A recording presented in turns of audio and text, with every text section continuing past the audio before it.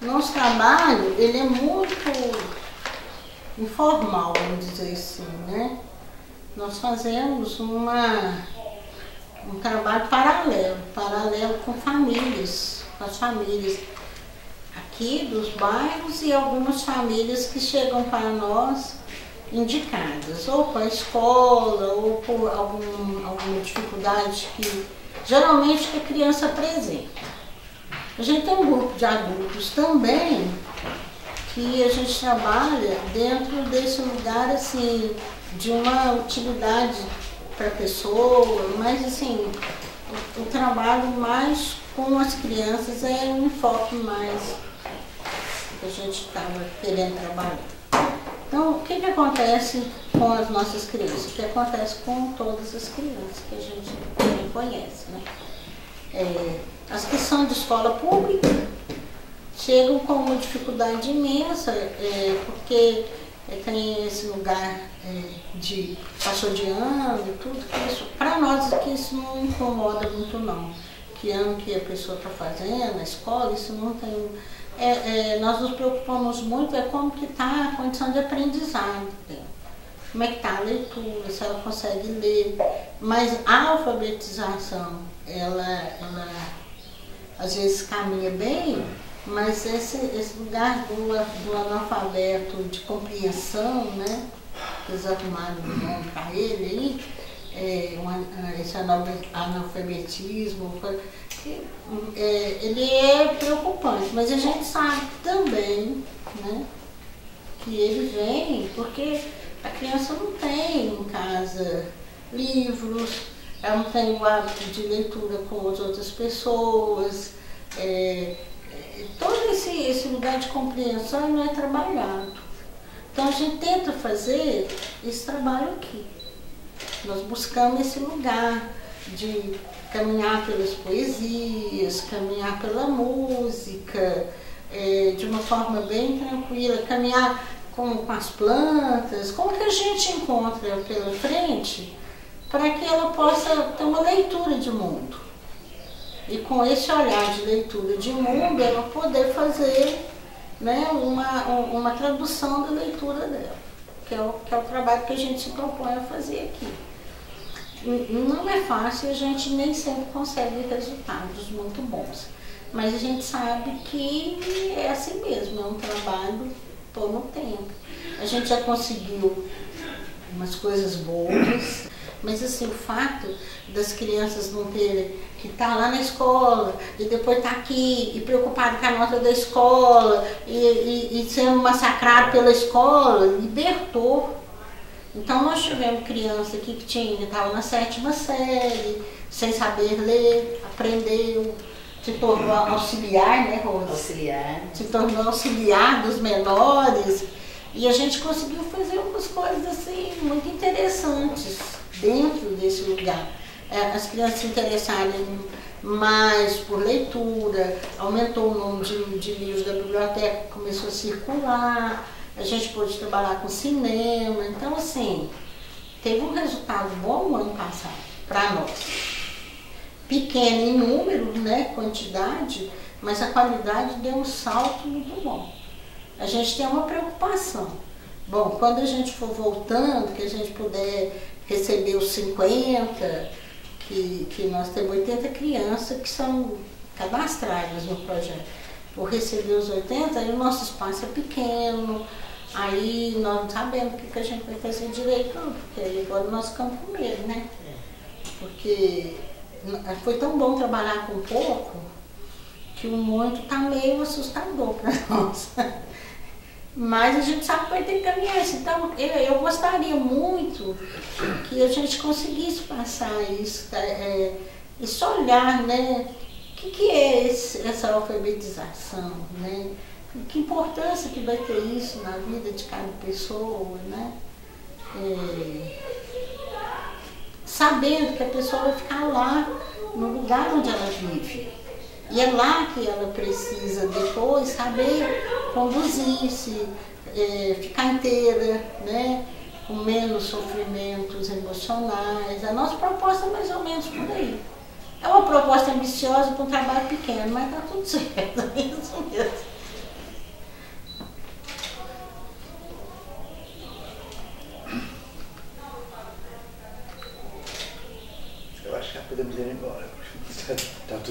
a brincar.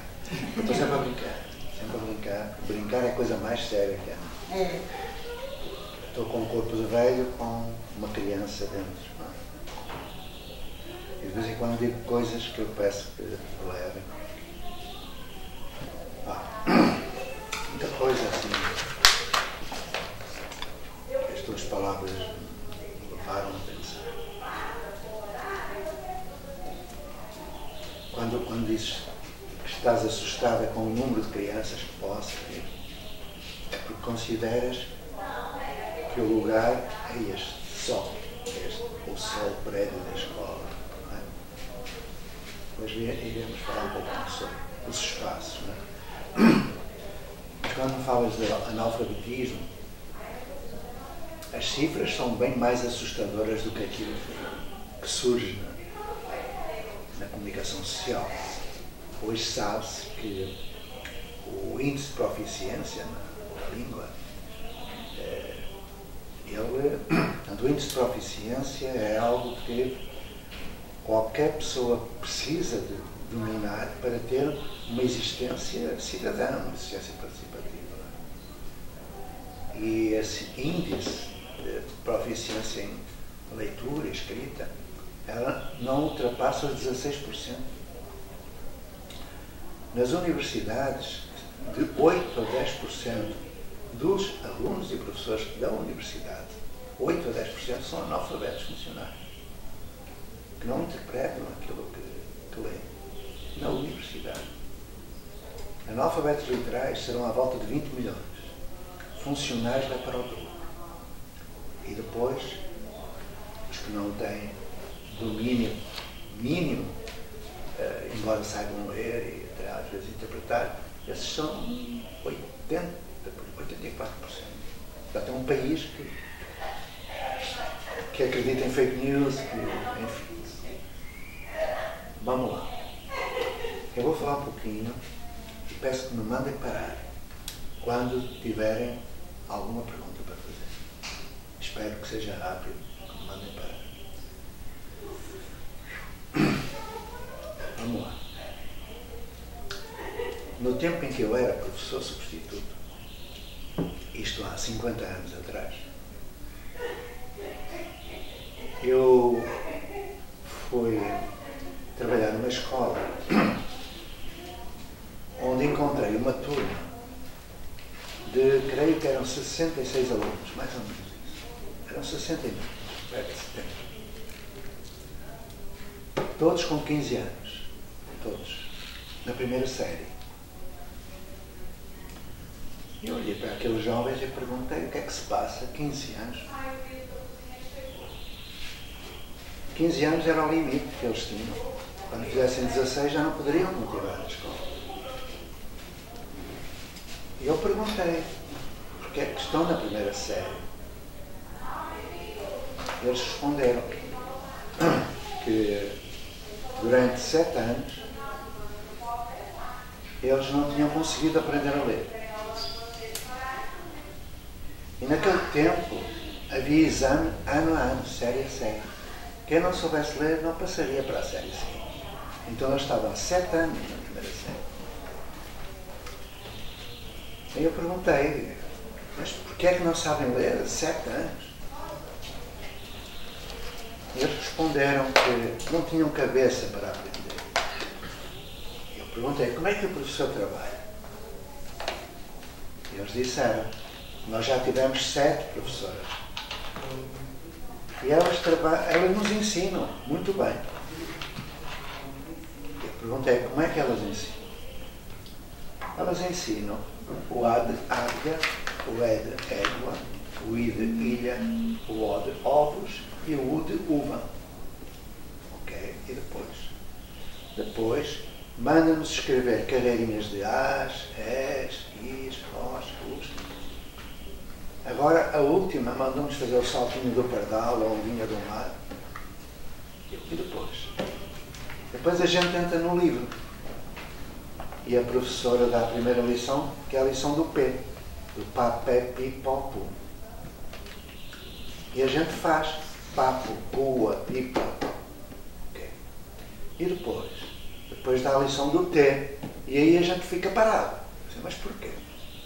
Porque ela manda juntar o papé pipocu com o taté titotu. E a gente junta pato, peto, pito, poto, puto, pipi, do papão. Quando ela vai dar a terceira, que é a letra Lê, a gente não consegue, não sabe porquê. Eu olhei para aqueles jovens, senti um calafrio. Eu tinha andado 4 anos a ensinar o A, I, O, U, Papé, Pipocu, o taté titotu, tal e qual. Era o método fónico, o analítico sintético. Eu fui para casa porque não conseguia fazer mais nada. Eu conversei com eles e tal, mas aquilo não me saía da cabeça. O que eu estava a pensar? Se eu continuar a ensiná-los pelo A, I, O, Papé, Pipocu, eles não vão aprender. São de 7 anos seguidos. Mas eu não sabia outra. Eu não sabia mais nada. Eu só sabia o Papé, Pipocu e o A, I, O, U e o... Bom, foi a primeira vez que eu senti vontade de deixar de ser professor, porque tinha andado a fazer algo de que eu não me apercebia e que me resultava. Eu não ensinava a ler. E foram eles que me mostraram isso. No dia seguinte eu falei com professoras dessa escola e fiz uma pequena equipe, ainda cada um na sua sala, mas já trabalhando um pouquinho. E eu saí várias tardes para ir para a Faculdade de Psicologia, para aprender, por exemplo, Psicologia da Cognição, para saber como é que se hierarquiza conceitos dentro da cabecinha das crianças. Depois fui fazer Psicologia da Linguagem. Fiz 12 cadeiras de Psicologia. Depois fui aprender outras metodologias. A primeira foi brasileira. Naquele tempo só havia cartas de papel fininho. Eu mandei uma carta para uma editora brasileira que tinha o método das 28 palavras. O método das 28 palavras é um método de palavras geradoras muito na linha do tijolô do Jalê de Paulo Freire. Muito. Angicos. A encomenda levou 1 mês a chegar lá. Naquele tempo era complicado, caríssimo. Eu era professor, ganhava mal, mas... Eu peguei naquilo e comecei a ver como é que eu vou trabalhar com isso. Depois, se quiserem mais uma parte prática, daqui a pouquinho, mas posso explicar.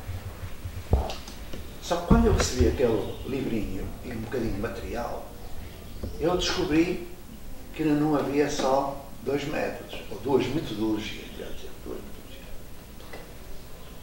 Não havia só o método fónico do A, I, O, U, Papé, Pipocu, nem o método global de palavras das 28 palavras.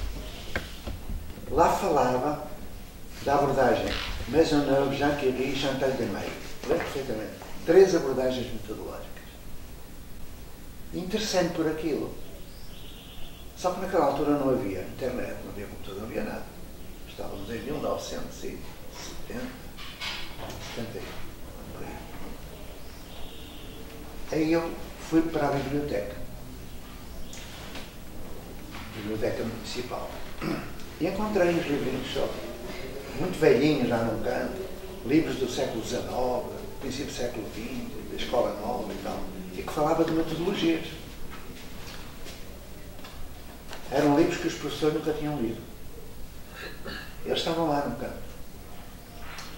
Então, durante 3 meses, eu passei de uma abordagem metodológica, que era Papé, Pipocu, para 25.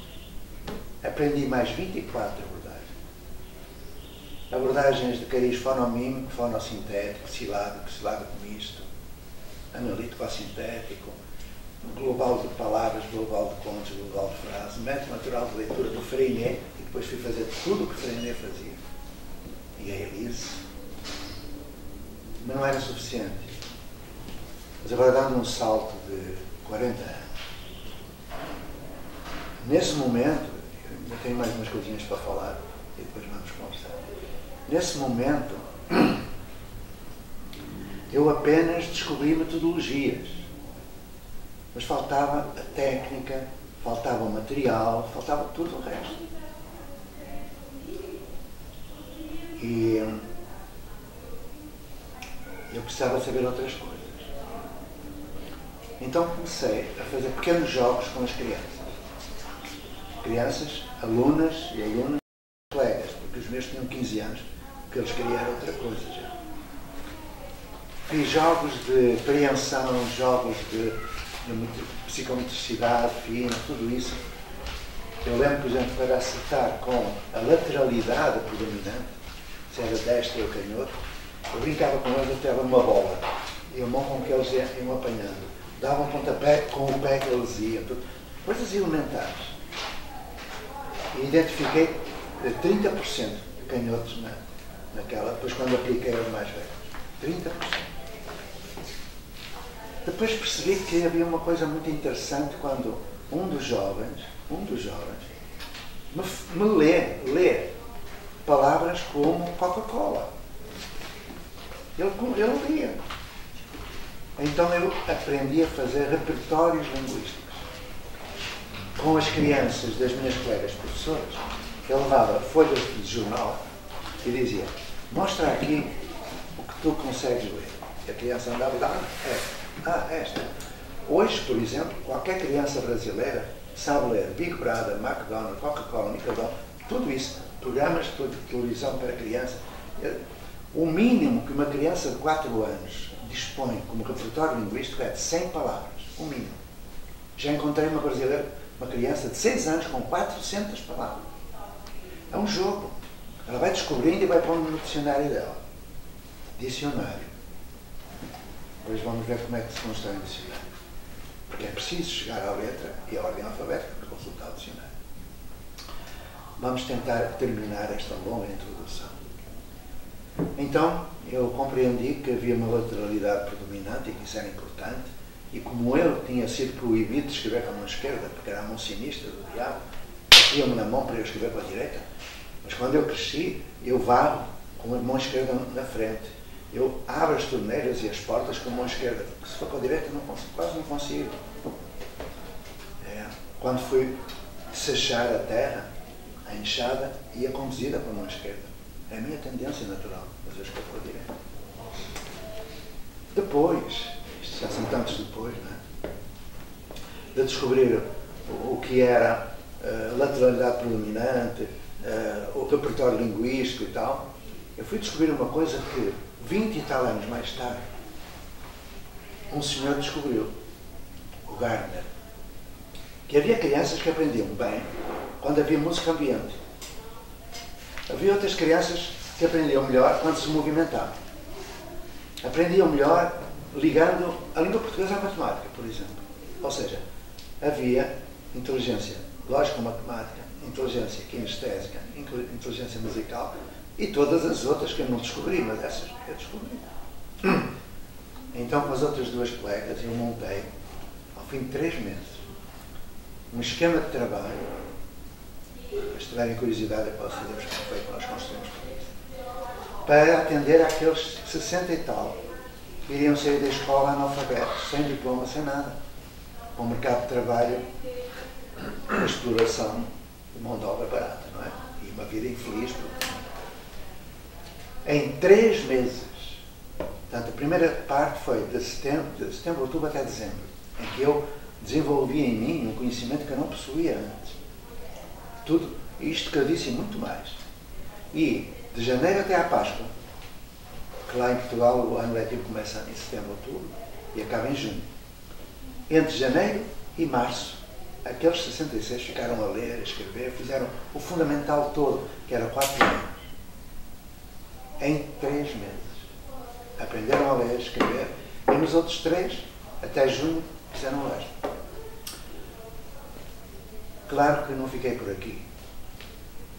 Quando entrei na Ponte, eu deparei exatamente com a mesma situação, na Escola da Ponte. Em 76. E em 79, uma senhora chamada Emília Ferreiro e outra chamada Palácios e outra começaram a abordagem construtivista, não é? E eu juntei mais essa. Ainda hoje eu acompanho a Consciência Fenológica em São Paulo, com os seus trabalhos, não é? O que faz falta no Brasil é haver alfabetizadores especialistas. quer no domínio linguístico, lógico-matemático e socio-emocional. Há pouco tempo eu tive uma experiência com a Cecília, tu conheces. A Cecília foi trabalhar na favela da favela. E quando lá chegou, tinha crianças de terceiro ano que disseram: "Oh, professora, não vale a pena, a gente não aprende." Mas ao fim de 3 meses todos estavam a ler e a escrever. Com a Cecília e com outras pessoas. Trabalhei com ela, claro. Vou parar. Porque deve haver aí muita pergunta e eu já falei demais. Depois, se quiserem saber como é que se faz e tal, podemos fazer uma simulação. Mas eu não tenho os materiais para... Esses materiais que eu falei, que foram do Brasil para Portugal, eu juntei-os ao material Freinet e hoje está comercializado. Está tudo. Agora bem, naquela altura não havia nada. Eu tive que fazer tudo. Eu e a minha família toda. Depois, se tiverem interesse, eu vos falarei de como é que foi. Tá bom? Agora, se houver perguntas de âmbito geral, eu poderia. Portanto, durante 29 anos eu fui especialista em alfabetização linguística. Agora, os últimos 20 anos, eu me desatualizei. Portanto, sei muito pouco. Sabe muito pouco. Porque não fiz mais uso disso. Nem faço. Quando me pedem para trabalhar a alfabetização, eu digo mais ou menos como é, peço para irem a ler umas coisas e faço apenas um trabalho prático com as pessoas. Pois elas falam. Eu fiz com a Cecília. Fui a Petrópolis, instalei-me na biblioteca, reuni meia dúzia de crianças, 3 professores, fiz com eles, eles foram. Porque nós não podemos criar dependência, temos que ter o dom do desapego. Perguntas. Qualquer um pode ser alfabetizador, qualquer um. Tem é que estudar e preparar materiais. E depois digo-vos, é uma paixão. Há bocadinho tu falavas que crianças que vierem e aprenderam foram ensinar outras a ler. Essa é uma das técnicas que eu trabalho de pares. Quando eu estava a trabalhar na Ponte, eu trabalhava na área da alfabetização e tinha uns 60, 70 para alfabetizar. E eu fazia um rodízio, punha no quadro negro, 9, 9 e 15, 9 e meia, 10, 9 e 45, 10 horas, 10 e 15. E as crianças que sabiam ler, as outras, iam lá e punham à frente o nome deles. 15 minutos, em cada 15 minutos entravam lá dentro, aí uns 10. Eu dizia: olha, tu vais para junto daquele, tu vais para junto daquele. Em 10 minutos, 15 minutos, o salto qualitativo no trabalho ante crianças era fantástico. Entre quem sabia e quem tinha tudo pronto para aprender. Não é? Era fantástico. A monitorização. Então, o máximo que eles demoravam a aprender na Ponte era 3 meses. Entravam 3 meses, depois estavam a fazer pesquisa. Lógico. Nós tivemos crianças que aos 6 anos, ouviram bem, 6 anos, deram todos os conteúdos de 9 anos de fundamental. Para além disso, o Alex tocava violino, fazia passeios na natureza e balé. O Alex, ele hoje é professor universitário, claro, mas entrou para lá aos 4 anos, aos 6 tinha tudo. Por isso é que eu às vezes me zango muito com os meus amigos da Waldorf. Zango, mas não vou entrar por aí, porque só no fim do 1º septênio é que, meu Deus, como é que se consegue reproduzir propostas do século XIX da antroposofia? Não pode. Eu ensinei uma criança a ler aos 2 anos e 5 meses. E esta? 2 anos e 5 meses. Brincando com ela. Mas isto irrita muito os meus amigos da Waldorf. Irrita mesmo. Porque quando eu falo isto, eu digo: computador, podem utilizar. Não, computador só... Pacheco, eu queria te fazer uma pergunta. Vamos lá. Eu estou a provocar. Eu escuto muito as suas, assim, né? Já tem um tempo que eu te escuto através, eu tenho curiosidade. E eu queria que, quando você fala que brincar é a coisa mais séria que existe, me explica mais sobre isso. O meu amigo Rubem Alves, um dia disse, quando ele disse: olha, estou a ficar velho, eu sinto em mim uma polarização. Enquanto que as minhas pernas começam a doer, no meu cóccix, de vez em quando me põe quietinho, a doer, mas a doer mesmo, quando eu sinto que o corpo já está a ir embora, a criança grande está cada vez mais longe. Cada vez mais eu brinco com as ideias, cada vez mais eu duvido daquilo que eu sei, cada vez mais eu descubro as minhas ignorâncias, cada vez mais eu brinco comigo mesmo. Não me levo muito a sério. E o Rubem dizia, porque quem mata a criança grande que tem dentro de si não fica adulto, adultera-se. Adultera-se. Então, eu sei que quando desencarnar, não é? A criança grande continua aí. E já agora faço a recomendação para todos os dias, se fazem uma oração ou não fazem, não vou perguntar, mas pelo menos uma vez por dia, lerem um pedacinho do Guardador de Rebanhos, do Alberto Queiro. Fernando Pessoa. E sobretudo a parte final. Quando eu morrer, menino, sejas tu, essa parte é tudo. É um pouco o Pequeno Príncipe, quando se vai embora. É de uma densidade que até sinto aqui os cabelos a arrepiar-se. Então, vamos lá. Escola vem do grego scolé, que significa aprender no lazer, no brincar. Quando a pessoa mata a criança grande, deixa de existir. Por isso é que eu digo que brincar é a coisa mais séria que há na vida. E por isso é que eu troquei. Acabou. Por isso é que se deve trocar um emprego por um espaço de realização pessoal com os outros. Sobretudo com as crianças. O Vítor e a Laís não sabem, mas estão a ensinar-me bastante. Eu não digo isso, é evidente. Eu ontem contei uma historinha que vou repetir, peço desculpa a quem escutou. E vou encurtar a história, que ela é muito longa, tem muitas nuances. A primeira preocupação que eu tive, logo no início da ponte, foi que as crianças reaprendessem a brincar. Depois igual o gatinho da mamãe. É o Real Madrid, eu devia ser Barcelona. O Real Madrid era o time protegido do Franco, da ditadura espanhola. E o Barcelona era do lado da democracia, assim como em Portugal. Um time começa por B, horroroso. Começa por B, não vou falar porque é um palavrão. Era um time onde estava o Eusébio. Ele era protegido pelo Salazar. O Porto, que é eu digo Porto, porque a gente não diz Porto, diz Porto. O Porto é o meu time, porque ele era do lado contra a ditadura.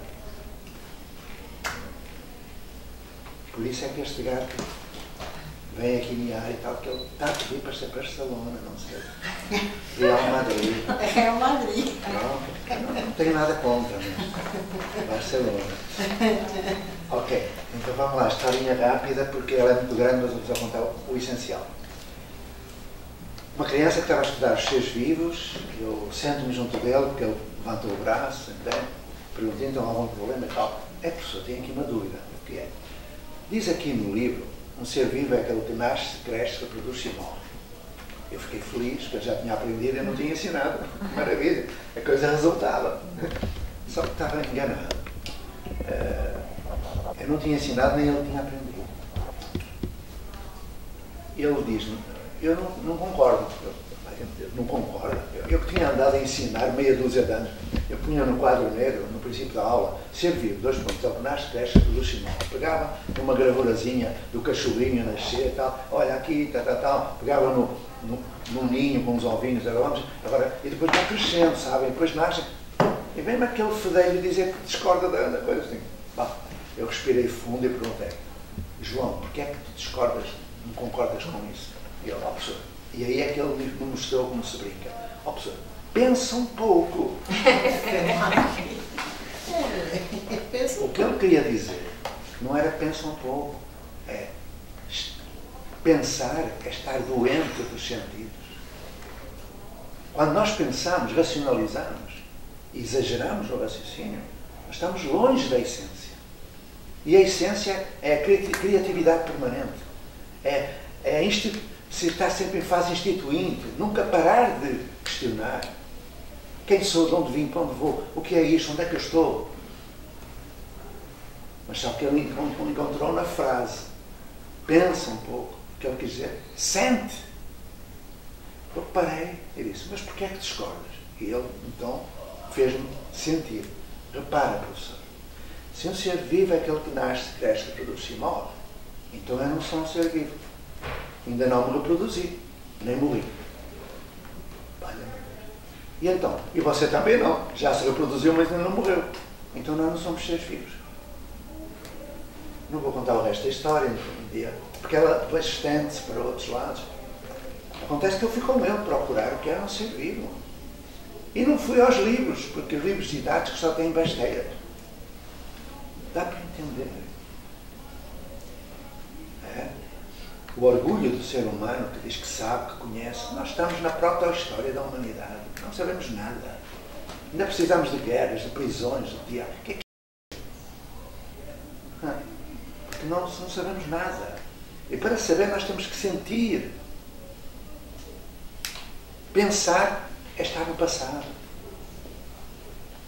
É assim como disseram que o ser vivo era o que nasce, cresce, eu reproduzia. Assim como fizeram dar aula, eu dou aula, reproduzo. Então é preciso questionar. E isso só a criança faz. A criança grande. Também. Brincando. Brincando. Muitos jogos eu fazia com as minhas criancinhas. Por exemplo, eu chegava à escola e vinham, professor Zé, hoje não vou ser a professora Zé. Então, hoje vou ser a professora Rosinha. Imagina o que acontecia a seguir. Quando vinha a professora Rosinha falar com ela, eu professora Gina. Ela, não, hoje você vai ser a professora Gina. Virava tudo do avesso. Tudo.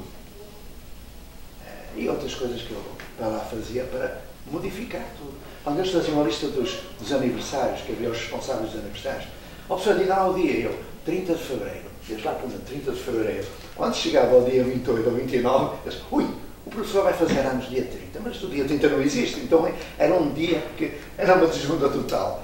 Porque eu dizia, não, eu tenho que cantar os parabéns no dia 30, porque vocês puseram aí. Quando eu perguntei às crianças, já não sei o quê, elas disseram, professor, há coisas que as pessoas falam e não faz sentido nenhum. O quê? Por exemplo, pedem uma água mineral, mas não há água animal nem água vegetal. Porque é que eles dizem que é uma água mineral? Quando eles entram no elevador, eles sabem que vão descer também. É elevador, mas também é descensor. E por aí vai. E começaram. Foram desmontar tudo o que é a tradução, através da linguagem humana, de coisas que não é necessário dizer-se. Ou pelo menos tem de dizer de outro modo. E depois. Eu ontem falei, não foi no teu núcleo, mas ontem ainda consegui acessar, e falei de quando estava a trabalhar, juntando a educação musical com a educação plástica, dramática, a língua portuguesa, fizemos um trabalho dessa natureza. Ou seja, religar, assim como se deve religar a educação familiar, a educação social, a educação escolar. Não é separado. O avô tem que acompanhar o neto quando ele chega à idade para o jardim infantil. Não pode ser separado. E então, ontem contei uma história porque me perguntaram se eu tinha sido professor de educação musical. Já não sei em que núcleo é que foi. E eu expliquei-lhe que quando nós estamos no momento, o momento é instituinte. O tempo não existe. Nós é que fazemos o tempo. Com aquilo que fazemos. Com aquilo que dizemos. E eu lhes expliquei que um dia eu estava tão em mim, tão autêntico, que é tão difícil. Quando o professor faz o planejamento da aula para o dia seguinte, quando chega ao dia seguinte, já não é ele. Ele é um clown que está ali a fazer alguma coisa que antes pensou fazer. Ele está ali e não sente. porque ele tem de reproduzir algo que produziu, que o obrigaram a fazer. Quando eu entrava na ponte, era um santuário. Eu ia para aprender. E, sem contar a história toda, quando eu contei tudo, chegou um momento em que eu estava com as crianças num ambiente de liturgia autêntica. E estávamos a falar do Cavaleiro Sem Espada, que é uma história passada num tempo em que há um ribeirinho, depois há uma tempestade. Eu lembrei-me, a Sexta de Beethoven fala disso. A Sexta Sinfonia é uma sinfonia programática. Ou seja, Beethoven está a ficar surdo e então ele escreve os sons da natureza para não se esquecer. E então a sexta, a pastoral, começa com o ribeirinho. E a criança fechava os olhos e dizia: eu estou a ver o Cavaleiro Sem Espada junto ao ribeirinho, através da música. Porque a música é imaterial. Depois, quando chegou ao segundo andamento, e se ouve o cantar dos pássaros, a janela estava aberta e nós estávamos a ouvir a música, a sexta, e os pássaros lá fora cantando também. E as crianças faziam isto. Eu também. E de repente, quando entro ao terceiro andamento, e aí eu percebi que o Jung tinha razão. Nada acontece por acaso. Quando entro ao terceiro andamento, e é a trovoada, lá fora caiu um toró, e as crianças ficaram a olhar para mim e eu para elas. Ixi. É.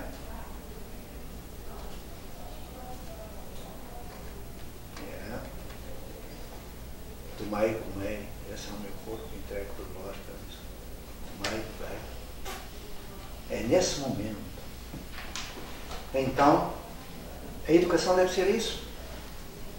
Estarmos onde queremos estar, com quem queremos estar, aprendendo uns com os outros, na intersubjetividade. E agora teria muito que falar, mas não interessa. Ixi. Fica, João, pergunta. Ixi. Eu vou interrompendo que eu nunca mais paro.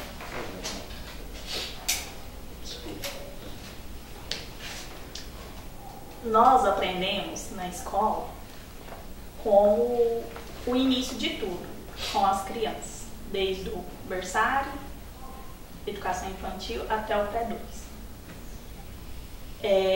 É muito engessado, é muito enquadrado o que nos passa. E o que nos passa, a gente passa para as crianças. E começamos pelo alfabeto. E do alfabeto, pelo nome deles. E a primeira letra que eles aprendem é a primeira letra do nome deles. E assim por diante. Eu queria ouvir se nesse modo engessado que a gente repassa para as crianças, nem sempre é o melhor para eles. Nem sempre eles aprendem da melhor forma. Sempre vai gerar dúvidas entre eles. E aprendemos também que eles não podem decorar o alfabeto, porque senão eles não aprendem as letras em si. Eu queria ouvir um pouquinho do que você pensa. Se um dia eu puder voltar para trabalhar no chão da escola, a resposta vai ser outra. Agora é aquela que é possível. Primeiro, a criança não começa a aprender a vida e a fala no berçário. Começa a aprender a fala no ventre materno. Entre os 5 e os 7 meses de gestação, ela vai construindo vocabulário. Ao 7º mês, adquire o ritmo da fala. E dos 7 aos 8 ou 9, depois de sair do útero, ela vai aprender oralmente, emocionalmente, a língua e os sons. Não é a língua, os sons.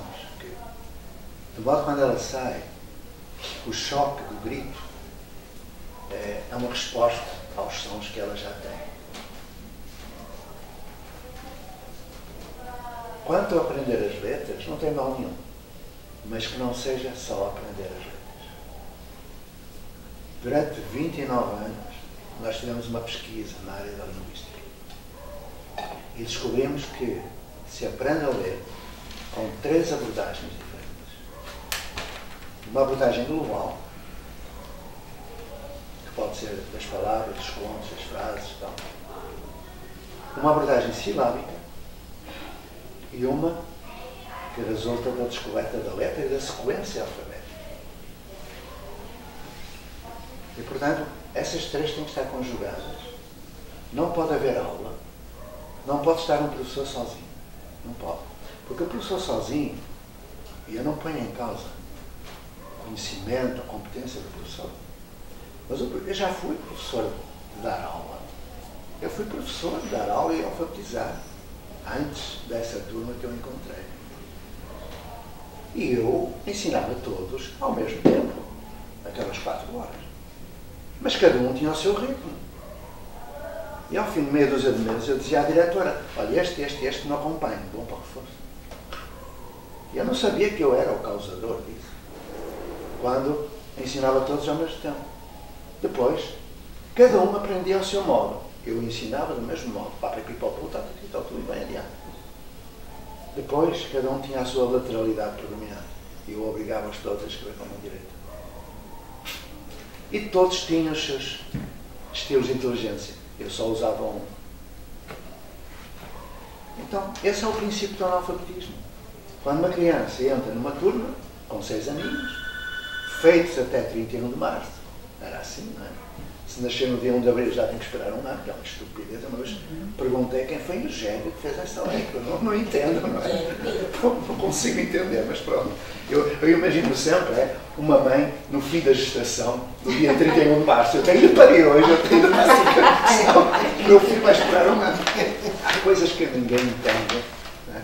E quando eu quero ser mauzinho, começo a brincar nas palestras e tal. Quando alguém me diz, tem que ser assim, eu falo, sim, então diga lá. Porquê que há aula? É logo a primeira. Porquê que há aula? Como? Porque que há aula. O senhor disse que tem de haver aula, diga-me lá porquê que há aula. Calado. Mas se alguém fala, eu digo, porquê que são 50 minutos? Porque eu sei. Desculpai a minha soberba, mas eu estudei. Quando uma criança me perguntou, professor, porquê que uma aula tem 50 minutos? Eu, obrigado. Dei-lhe um beijinho e fui procurar. E se vós fores procurar à internet, encontrais. Não em português, é curioso. Só em francês. Encontrei em francês, no site francês. Porquê que é 50? Isso vem do século XIX, finais do século XIX. Bom, eu faço perguntas. Mas agora vamos fechar o parênteses. Lá na Ponte, nós trabalhávamos 3 abordagens diferentes para cada criança. E ela fazia desde o início o seu dicionário. Nós dávamos um caderninho onde tinha A, B, C, com 2 páginas, 2 folhas para cada letra. Um dia, é melhor assim, porque se eu estiver a explicar, tecnicamente não dá. Um episódio, um pequeno episódio.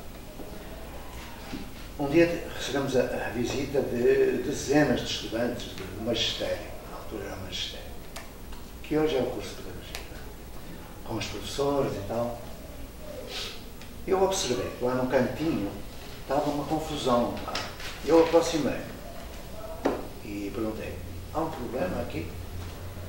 Estava um círculo imenso de estudantes e professores a olhar para 3 meninas. Os nomes são importantes para este episódio. Era a Inês, só um minuto que eu vou dizer o resto. A Inês, dá-me só um pouquinho, com o Alzheimer começa. Bom, a outra menina começava por Glaucia, sei lá, não me recordo o nome dela já. Estou a vê-la, mas não me recordo o nome. Agora começa a apagar, já se divertir. Também me diverte bastante. Eu estou numa fala, eu digo, olha, conforme disse começa-me a rir. E o povo, o que é que foi? Não me lembro, não sei o que é bom. Mas olha, ele disse isto. Foi bom ter que procurar. com a degradação, não é? Com a ruína. Bom, então, estava lá um cui pro quo e tal, e então era a Inês, a Sandrina e a Glule qualquer coisa. Bom, e eu pergunto, o que é que se passa? E diz uma professora, José, estas meninas, há quanto tempo estão aqui? Nós estávamos em outubro. Elas estão aqui desde o dia 15 de setembro. Ui, há 3 semanas, era no princípio de outubro. Sim, estão aqui há 2 semanas e meia, 3 semanas. Bom, elas estão aqui há 3 semanas e estão a escrever uma frase que é assim: ontem, quando estudamos o inglês, eu disse, não, por que não? É que eu perguntei a uma delas, elas querem escrever a palavra inglês.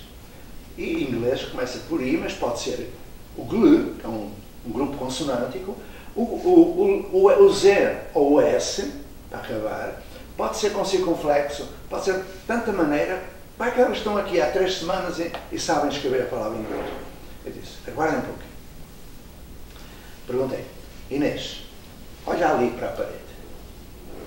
Porque a professora disse, eu perguntei se elas sabiam o que era um I, elas disseram que não sabiam. Então, se elas não sabem o que é um I, como é que elas podem escrever a palavra inglês? E eu, vamos ver.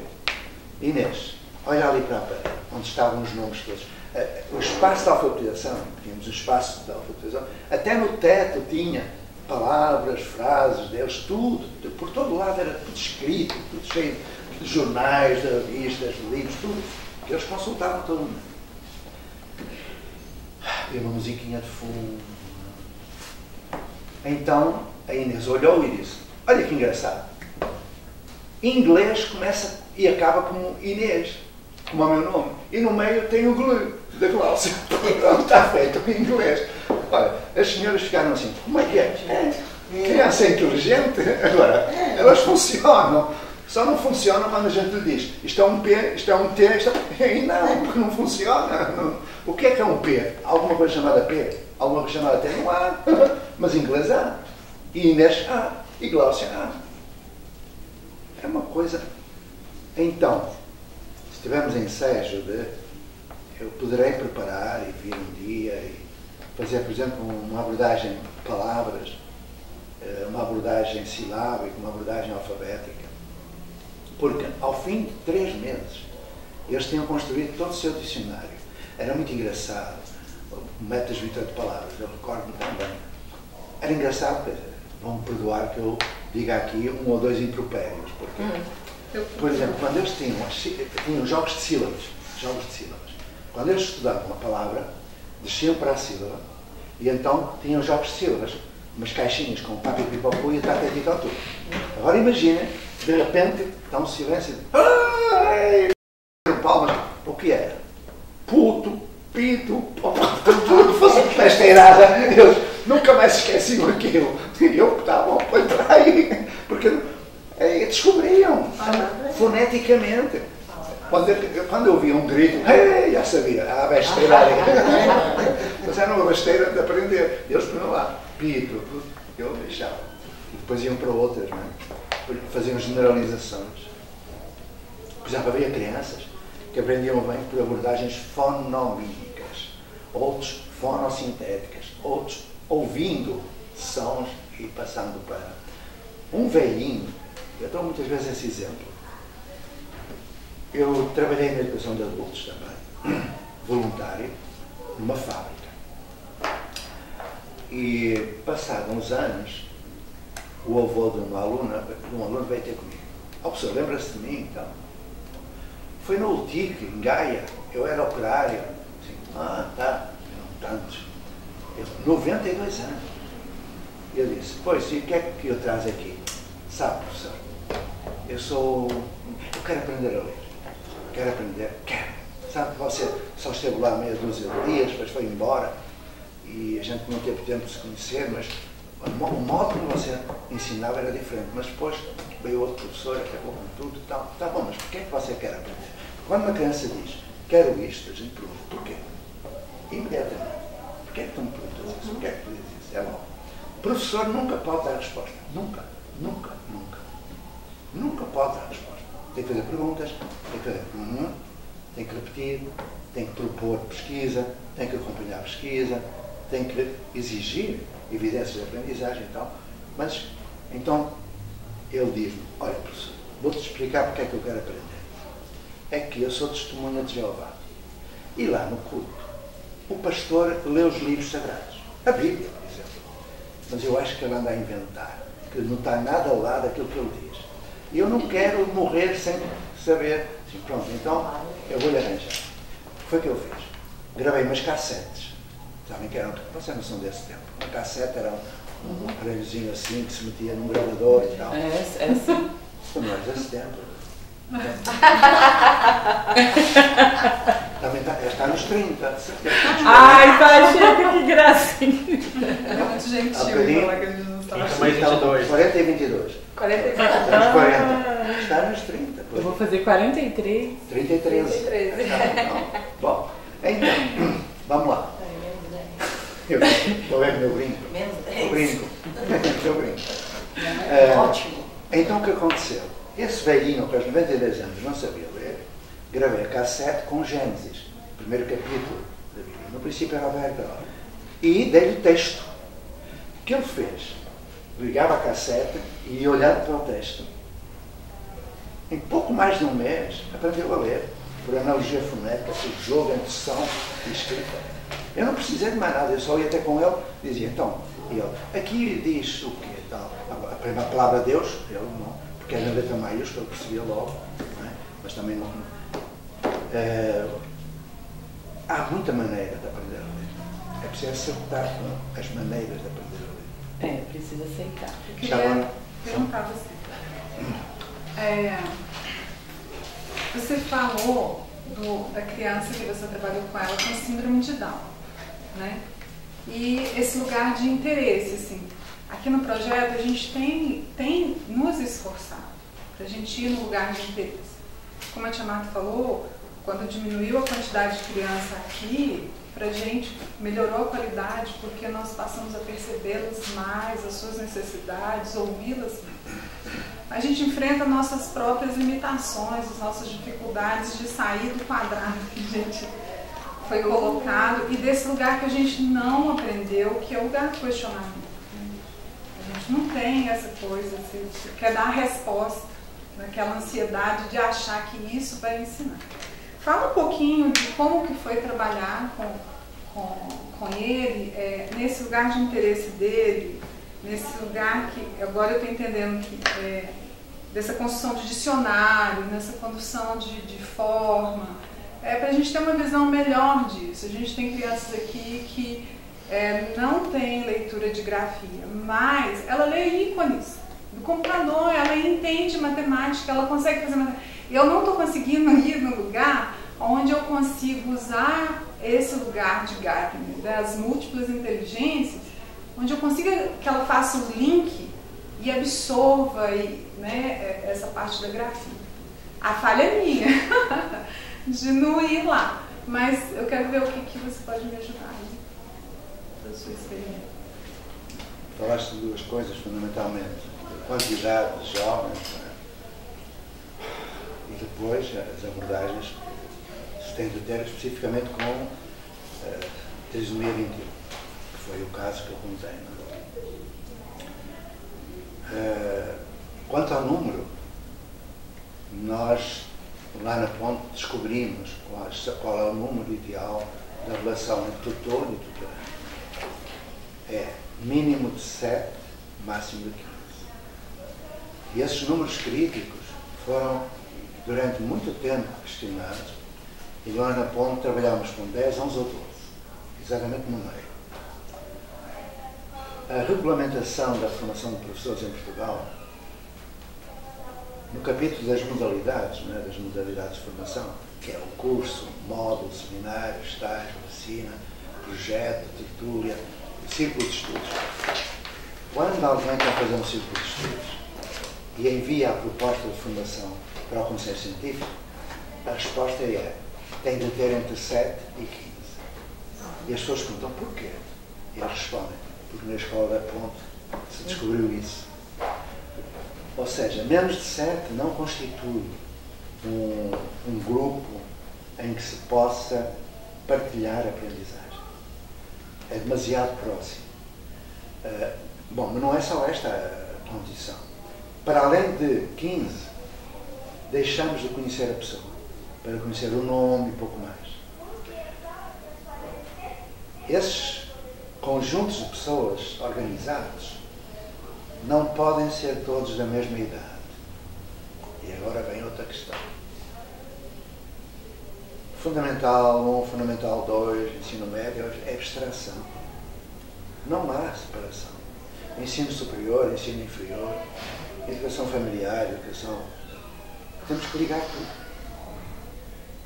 Esse velhinho de 92 anos aprendeu com o bisneto, no mesmo projeto. Porque a aprendizagem da leitura não acontece à parte, acontece no contexto do projeto. Agora, quanto à trisomia 21, eu não tive só um. Durante os 30 anos que eu tive na Ponte, devem ter passado pela Ponte, e por mim, uns 50, 60 com trisomia 21. Mais uma centena de autistas, porque as escolas à volta, em toda a região, mandavam tudo para a Ponte. Tudo. Eles chegavam sem saber ler nem escrever e aprendiam. Esse André que eu falei, esse André quis aprender a ler porque eu queria ser goleiro. E eu disse, só podes ser goleiro se aprenderes a ler para poderes aprender como é que se defende as bolas e tal. Então, lógico. Este André, para quem não sabe, é o goleiro da Seleção Nacional Portuguesa de Futebol de Salão. Chegou à Ponte aos 9 anos sem saber ler nem escrever, nem o nome dele. Em 2 anos fez o fundamental.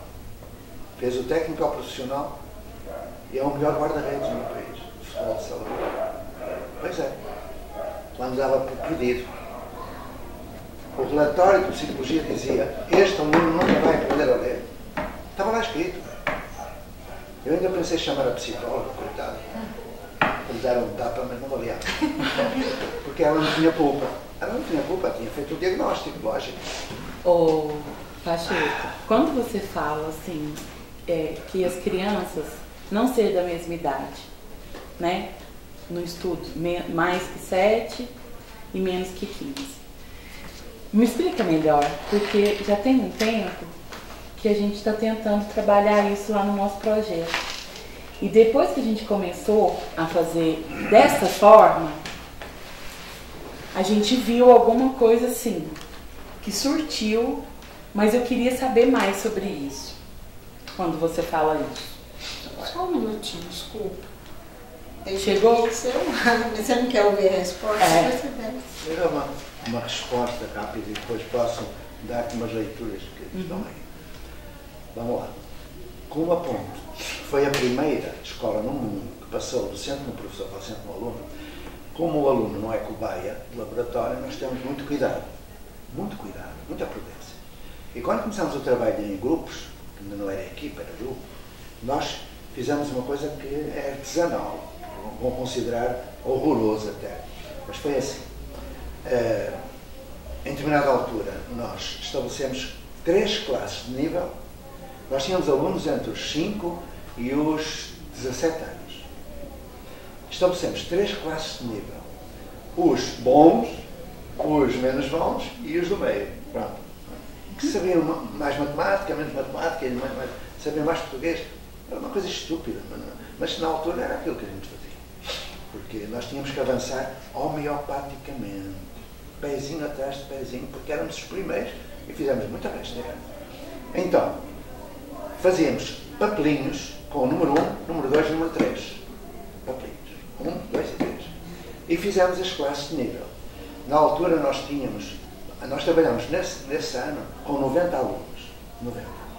Então, fizemos 30 dos mais frágeis, 30 daqueles muito além e os 30 do meio.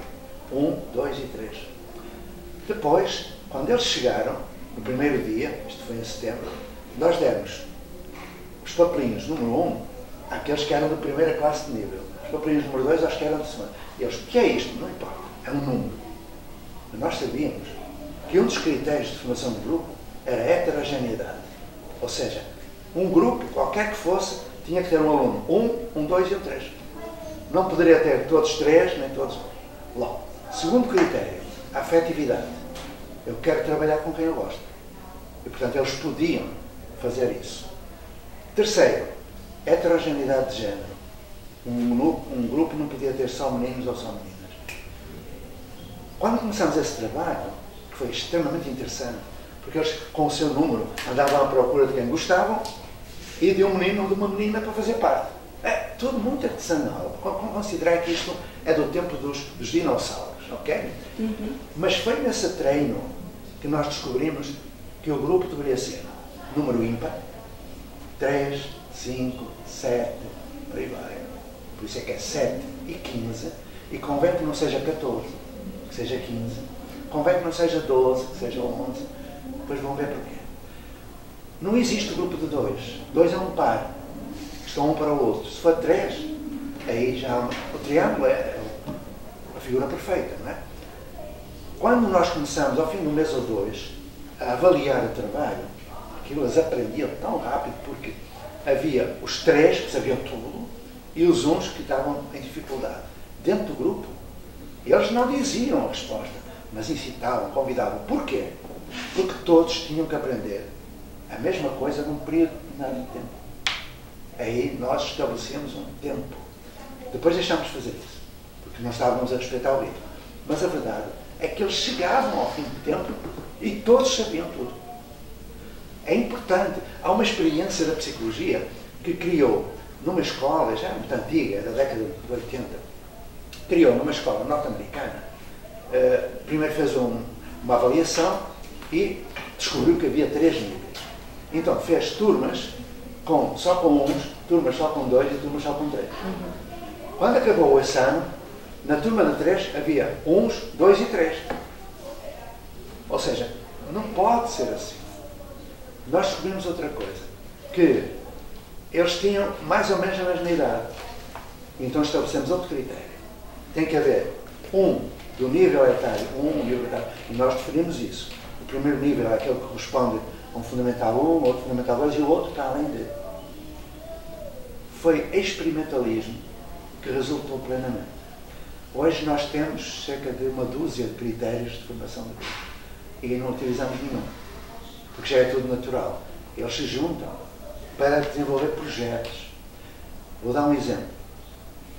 Quando a Carol, eu gostaria que vissem um vídeo, porque há um vídeo feito pela Globo no Brasil, não é? A Carol, em determinada altura, perguntou à tutora onde é que podia fazer uma experiência de química. E a tutora disse, não há laboratório de química aqui. E ela disse, então eu posso fazer um projeto para fazer um laboratório de química? Lindo, não é? Eles ajudam-se. E a tutora disse, com certeza. Aí a tutora perguntou, na comunidade haverá algum laboratório de química? Eu estou a falar de uma comunidade que tem 4 favelas. A Boa Esperança, do Chiclete, do Cristo e do Suave. Da periferia de São Paulo, onde todas as noites morria gente assassinada. Estou a falar de classe D, E, F. Essa escola nem classe D tinha. Estou a falar de crianças de famílias monoparentais, em que o pai, quase em todo o caso, tinha morrido e estava preso. E por aí vai. Estou a falar de crianças que não tiveram infância, que foram, enfim, muito maltratadas. E, portanto, era preciso cuidar da pessoa antes de pensar em cuidar do resto. E a Carol já tinha desbloqueado psicologicamente e tal. E ela perguntou se podia fazer um projeto para... E a tutora disse, com certeza, então cria lá o teu núcleo de projeto. Ela criou. A equipe do projeto da Carol eram 5 pessoas. Ela, um jovem de 15 anos, um de 17, o avô de 60 e tal, e um colega dela que tinha 3 anos. O colega dela, em novembro, foi quem apresentou o laboratório. Falou de sensibilidade das células, da tabela periódica, por aí vai. Com 4 anos, que ele, entretanto, fez 4. Todos aprenderam tudo. O que tinha 3 e o que tinha 5. Portanto, a heterogeneidade é fator de aprendizagem. Quando a gente faz turmas, todos conseguem, é errado. Ninguém aprende com quem tem a mesma idade, ninguém aprende com quem sabe as mesmas coisas. A gente aprende na intersubjetividade. E, sobretudo, o adulto, se for esperto, aprende com a criança. Se for esperto. O que não é o caso. Então, estou a brincar, não é? Mas há por meio umas coisas que eu não contei. Quando ela foi saber se havia um laboratório de química, no dia seguinte aparece e diz: ah, sim, sim, o Jackson. Eu disse: quem é o Jackson? Eu fui saber, não é? Era o terceiro nível do tráfico. Lá na Laje, eles tinham um laboratório para fazer maconha, claro. Aí eu disse: não, esse laboratório não. Esse não pode. Tem. Tá cheio. Tá certo. Esse laboratório não Eu quer. vou lá atender as crianças, à tarde eu volto. Tá bom? Muito obrigada. A gente estava, a Rose estava brincando com as crianças aqui, eu pedi para pegar um livro, e o menino falou assim: também esse negócio de ficar jogando aqui com gente que sabe tudo não vale a pena, não. Porque eles estavam fazendo aquele jogo de palavras com a letra, né? Aí a Rose falou assim: ah, a Marta te ajuda. Quero uma fruta com V. E fruta com V eu não conheço, não sei não. Não, e parte do corpo também, porque assim, a vagina ela já escreveu. Aí eu falei: tá bom, depois eu vou te ajudar numa. E eu tenho varizes, né? Eu tava de bermuda e falei: aqui, ó. Aí eu escrevi o V lá, porque a parte é por fora e é por dentro, mas eu achei tão engraçado que ele falou de uma forma tão tranquila. Vagina não serve não, porque ela já escreveu. Assim, a gente trabalha muito esse lugar. Uma das maiores dificuldades que a gente encontra aqui, sabe, professor? É esse lugar de susto de quem vive sempre no esquema, que está ordenado socialmente.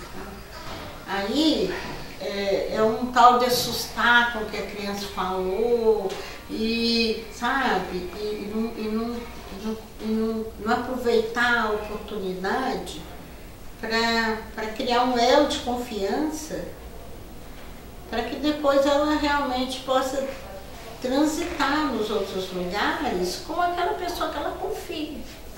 Ela pode falar a palavra que ela quiser, a palavra existe, não é? Isso a gente ainda, apesar do nosso ambiente tentar construir uma liberdade de processo de educação e tal, as pessoas ainda são...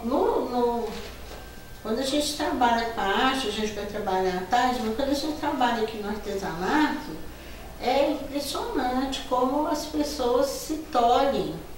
E tem que ser aquilo, combinando com aquilo, aí fala: nossa, tanto que a gente trabalha só com aproveitamento, tenta trabalhar com aproveitamento, para ver se quebra isso. Mas é uma dificuldade com o adulto extrema. É com criança também. Tu falaste das palavras, não é, que eles usam. E quando eu fui para o interior de Portugal, metade do que as crianças diziam eu não entendia. Assim como quando vim para o Brasil e eu dizia palavras como paguei propina, rapariga, puto. Puto é guri, lá em Portugal. Dizia coisas que as pessoas ficavam chocadas, mas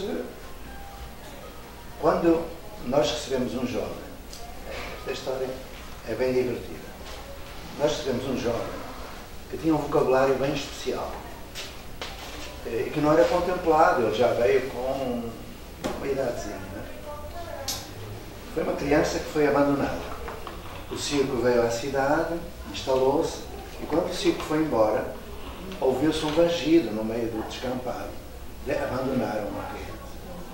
E houve uma velhinha que cuidou dessa criança. Só que essa velhinha bebia muito e só dizia disparates. De modo que o linguajar daquele jovem era diferente dos outros. Ele falava aquilo que se diz que é o palavrão. E como eles trabalhavam em equipe, e havia uma lista que era eu acho ruim, eu acho mal, quando aparecesse uma queixa de alguém, eu acho mal.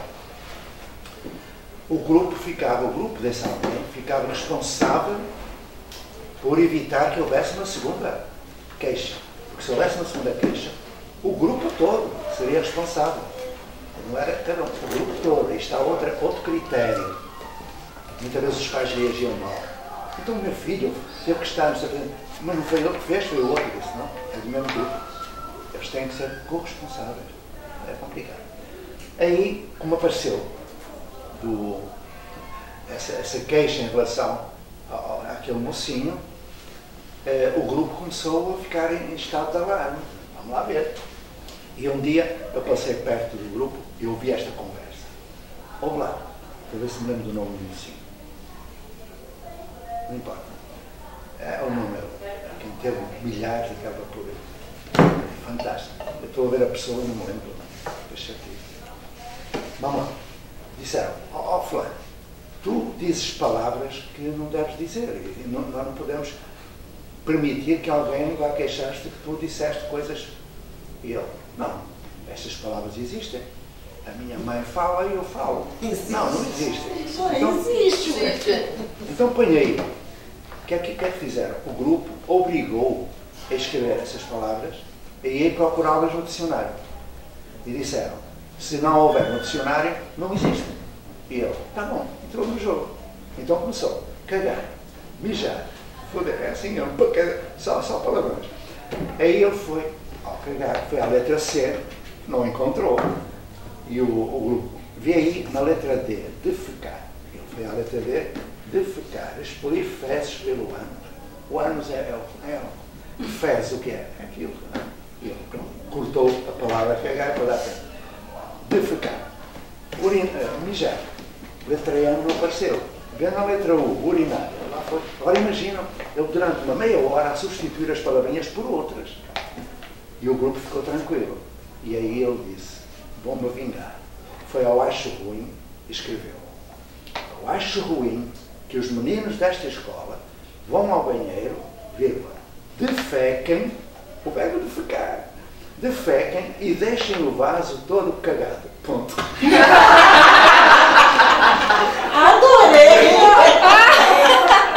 Ele ainda estava na transição. Mas perdoaram, porque era ele que se queixava, não é? O outro que disse que ele estava errado. Não é? Eu um dia tenho que escrever estas historinhas que eu estou-me a lembrar, não é? Eu escrevo umas historinhas diariamente, não sei se alguém lê, as histórias do tempo da velha escola, que aliás já deu origem a um volumezinho, não é? Mas agora, hoje eu publiquei a 400 e qualquer coisa. Já. E eu conto histórias, e esta eu acho que não, eu tenho que começar a escrever para não me esquecer, porque são tantas. Eu posso só citar um que aconteceu uma vez com um ex-aluno, ele tinha 8 anos de idade, aí nós estávamos brincando, a gente vedava os olhos deles e eles tinham que descobrir quem que era coleguinha através do tato. Então eles tinham que passar a mão e falar, é a Tassiana e tal, né? E o Marcelo estava lá, e todos chegavam e falavam, é fulano, é a Laura, é a Letícia. E o Marcelo estava tocando a menina, e nada, os meninos tudo quietinho esperando. Marcelo, tenta, quem que você acha que pode ser? E ele quietinho, nada. Falei, chuta, Marcelo, chuta, e pá, chutou o menino na hora. E outra vez também teve com outro que eu apaguei, era do meu ano, eu tinha 6 anos, e aí eu terminei de apagar o quadro. Aí ele foi lá e quando eu acabei de apagar, todo mundo já terminou, que eu cheguei, o caderninho ainda estava todo apagado. Ele tinha apagado tudo. Para apagar, ué. Aí ele falou assim, você não falou que era para apagar? Você não apaga tudo. Ele apagou tudo que tinha escrito. Então, às vezes tem uns casos assim, essas historinhas são interessantes. Tem muitas historinhas assim. Na língua materna há tantas. Eu essa escrevia, não sei se já publiquei. Tem lá um textinho que eu estou a começar a preparar sobre a alfabetização. E tem uma cena de uma professora que vai para a Ilha da Madeira. A Ilha da Madeira tem um dialeto bem diferente do lado de Portugal continental. E desenhou uma batata no quadro, e pôs por baixo batata. E pediu aos alunos, vamos ler. E eles, semelha. É a palavra que eles conhecem, né? Semelha.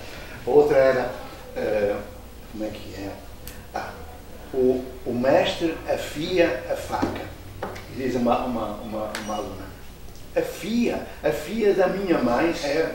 Não é. É a filha. Tudo pegado. Tudo pegado. Era um diálogo que eu presenciei, de vontade de rir. Era um diálogo de surdos. Ninguém entendia o que eu estava a dizer. Mas já agora, estava-me a lembrar de uma minuto.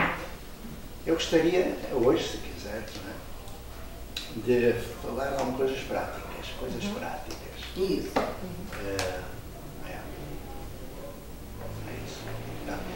Acho que não ia contar mais histórias. Alguma perguntinha? Não, vamos para as coisas práticas. Vamos para coisas práticas. O que nós poderíamos estar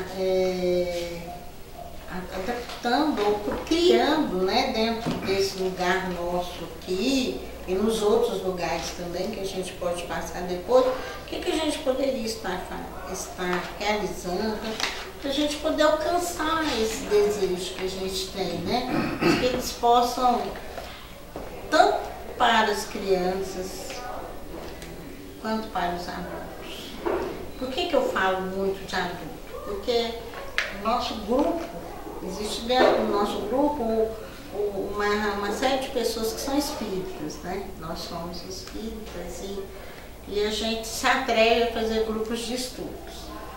Que na verdade não se torna um grupo de estudos, porque a gente estuda e o outro escuta. E por mais que a gente tente, né, eu falo que eu tenho pavor de citar um livro quando a gente vai para o grupo de estudo, eu falo assim, tal livro, aí passa uma semana, todo mundo está com o livro na mão. Meu Deus do céu, esse assunto tem tanto lugar, né? Foi uma citação, não é que ali aquele texto, né? Como que a gente poderia fazer isso, assim, de incentivar esse lugar, de buscar a compreensão, né? É tão difícil esse caminhar aí, a gente não tem, mesmo com as crianças eu sinto muito isso, de vez em quando eu fico observando elas não têm voz. Por mais que a gente deseje, né, é tão difícil. No final do ano a gente teve uma experiência um pouco válida com relação a uma proposta de uma carta de Natal que a gente fez depois de 6 meses de trabalho nos vínculos afetivos familiares. Aí algumas crianças quiseram fazer um pequeno texto e tudo. Mas assim, muito difícil, que às vezes eu me encontro com elas e falo, o que vocês estão fazendo, né? Pergunto, porque eu não trabalho direto com elas, né? Eu não faço nada, eu só fico assim. Mas aí, às vezes eu pergunto, o que vocês estão fazendo, né? Aí eles falam assim, não sei. Como assim, não sabe, né? Não falo para a criança, eu queria que eles soubessem, né? Assim, olha, estamos... Porque, de uma certa forma, eu fico assim, com a sensação de que a gente está tentando ofertar um repertório, mas eles não estão conseguindo utilizá-los como deles, apropriar deles, né? Para fazer assim, parece assim que naquele momento ali eles fazem, mas a gente precisa tentar fazer com que eles levem isso para a vida, né? Fazer de lá, trazer para cá, e a gente poder fazer esse caminhar lá, né? A família, a comunidade, a gente, né? Um espaço de busca entre nós, né? E a gente começar a fazer o nosso trabalho, não naquilo que a gente acha que vai ser bom para eles, que é o que a gente tem feito até agora. Né? Até agora a gente tem trabalhado assim, né, Leonora? Que nós achamos que é bom para eles, a gente leva. Mas a gente queria, o outro lado a gente ainda não conseguiu, quer dizer, o que vocês, né? Olha, nós queremos isso, para a gente poder. É assustador, mas é uma maravilha. Não é? Eles chegarem aqui e falar, nós queremos isso, né? Nós um dia chegar aqui para assistir, olha, dessa vez nós queremos fazer carnaval com esse tema, não o tema, porque a gente propõe o tema, trabalha em cima e eles mergulham e fazem coisas maravilhosas. Mas parece que é como se fosse só nosso. Não é deles conosco. Então a gente não é uma comunidade, né? A gente é um lugar de ancoragem, mas a gente não é um lugar de partilha. E isso incomoda muito, porque é difícil achar esse ponto aí. Eu observo desde há muito tempo que há uma polarização muito grande entre o conduzir a criança ou o tirar dela, né? Conforme dizia Comênides e Pestalozzi, porque educação vem do latim. Educare e educere. Educar é extrair do próprio os dons, os talentos, o espírito. O educere é conduzir, é lidar, dizendo o que deve ser feito. E um dos grandes problemas hoje é a polarização entre o condutismo total, em que o professor determina, faz tudo o que quer, ou a iniciativa da criança que faz o que quer, que fica largada, e em ambos os casos ela não aprende. O que é que os grandes autores fazem? Escrevem livros para que as pessoas entendam como deve ser. Não é? Só que a letra mata, o espírito vivifica. Não se pode partir da escrita e da leitura, tem que se partir do fazer intuitivo, do fazer brincando, para depois refletir e fazer refletir a dialética freudiana. Muita gente pensa que a criança aprende sozinha, mentira. Muito menos com o computador, porque o computador não tem espírito, não dialoga, não é uma máquina. Liga um pouquinho. À distância, como presencialmente, com aula, não se aprende nada. Não se aprende nada. Porque é o verbo apenas. E não é falar que a gente se entende, é falar que a gente se desentende. O essencial É desentender. só se vê bem com o coração, como diria o pequeno príncipe. Eu vou dar um exemplo de como é necessário partir do que a criança quer, do que o adulto quer, juntos, não separados, mas tendo sempre algum equilíbrio nessa relação, que não é pedagógica, é antropológica, mas as coisas eu explicarei, se quiser. Vou dar um exemplo. Uma das professoras que foi para a Ponte, em determinada altura, ela levava muito influência de Steiner e tal, e é bom, antroposofia, tudo bem. Aliás, foi da antroposofia que surge o grande codificador, não é? Allan Kardec e outros, já, Martin Buber, né? Tudo com a Blavatsky, Anne Besant, eu admiro e estudo tudo isso. Mas, cuidado, o centro não é o aluno. E isso eu andei a pensar durante 30 anos, pensando que o centro era o aluno. Não é. O centro é a relação. As escolas são pessoas. A aprendizagem se produz na relação, através da linguagem, mas sobretudo através do espírito e da coisa feita. Vou dar um exemplo. Essa professora um dia disse: olha Zé, vamos deixar que as crianças façam o que querem e vamos experimentar. Eu disse: uma experiênciazinha, está bem? Está bem. O que é que tu queres? É que eles disseram que querem aprender a cantar as reisadas. Eu: está bom. E então eles vão fazer sozinhos. Eu: ok, tudo bem. Mas 15 dias e vamos avaliar. Ao fim de 2 ou 3 dias, eu aproximei-me da área da educação musical, temos os instrumentos e tal, e as criancinhas estavam lá, autónomas, porque pensam que a autonomia é estar sozinho. Não é. A autonomia é um conceito relacional. Eu sou autónomo em relação ao outro. Desde que eu me conheço, eu reconheço o outro. E como eu costumo brincar, a minha liberdade não termina onde começa a do outro. A minha liberdade começa onde começa a do outro. Então eu ouço as crianças a cantar uma reisada. E era assim: e Jesus disse para a Virgem bis, e Jesus disse para a Virgem bis. Jesus disse para a Virgem bis. Eu aproximei-me e disse: oh meus amigos, posso ler? Tinha, e Jesus disse para a Virgem, entre parênteses, bis, eles cantavam tudo. Ou seja, besteirada. Quando se põe uma criança sozinha a fazer as coisas, é isto que dá. Só que aquele momento acabou de uma forma bem curiosa que já vão ver. Eu disse, meus amigos, bis está entre parênteses porque quer dizer repetir. Dá lá um exemplo. E diz uma criança, biscoito. Aí fui eu que comecei a rir. E eu está a rir de quê, professor? Biscoito. Percebem? Repetição do coito. Eu ria como um maluco. A criança disse e não entendia. Ou seja, o que a criança disse tinha um significado, que era o biscoito de comer. Mas para um adulto era outra coisa. Então eu percebi como havia ali dificuldade de comunicar. Porque deixava a criança sozinha. E o adulto tem a obrigação de acompanhar. Porque a compreensão do mundo, a visão do mundo é diferente. E temos que perceber que há ali um encontro de pessoas com diferentes formações, com diferentes culturas, com diferentes saberes que têm de partilhar. Então, a minha colega depois veio, estás a rir de quê? Eu disse, olha, foi isto. Ela começou a rir também. Mas as crianças olhavam para nós como quem diz, eles são malucos. Biscoito, comer, quer ter piada, não tem piada nenhuma.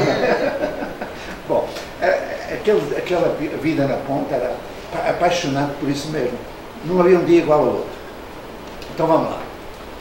No princípio do século XX, como no final do século XIX, falaste há bocadinho lá embaixo de história, não é? O que eu vou dizer toda a gente sabe, mas eu vou dizer com referência a uma prática. Não é o blá blá blá da teoria. No final do século XIX, princípio do século XX, mais propriamente a partir de 1888, quando surge o Plano Puebla, a partir do momento em que a Maria Montessori, que é médica e psicóloga, começa a dizer segue a criança, né? O centro é a criança. Quando John Dewey, em 1905, publica Learning by Doing, aprende-se fazendo. Quando Kilpatrick pega nisso e faz a metodologia de trabalho de projeto. Quando vem o Steiner e produz toda a construção que enquadra numa fábrica de tabacos, uma fábrica, o problema foi esse, chamada Fábrica de Tabacos de Waldorf.